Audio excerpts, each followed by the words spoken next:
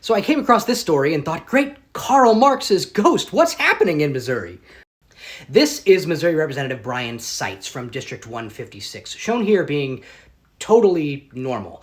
One of my favorite fun facts about Representative Seitz is that he is a former car wash manager and current pastor.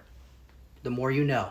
And he thinks that all kids currently attending Missouri public schools should have free lunch. He says that one of the key lessons that he learned from the pandemic is that the government can afford to pay for lunches for all the kids in the school district.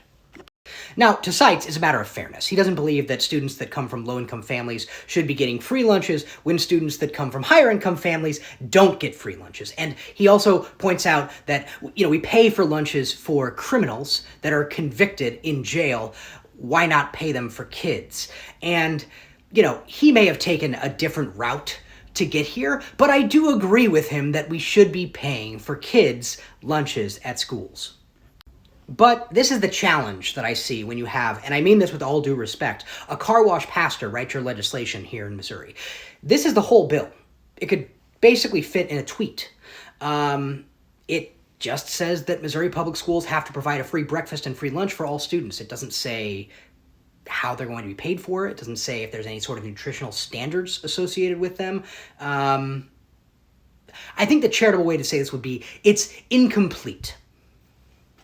Now, conversely, this is State Senator Angela Moseley, who basically wrote another bill that's very similar, that provides for free meals for all children in Missouri public schools. This is the point where I should mention that Brian Seitz did say we have a surplus in this state and we should use some of that money to fund a program like this. But it doesn't say that in the bill. So effectively, if his bill passed in its current form, Missouri public schools would have an unfunded mandate. They would have to provide these lunches, but there would be no additional money sent to those schools to do so.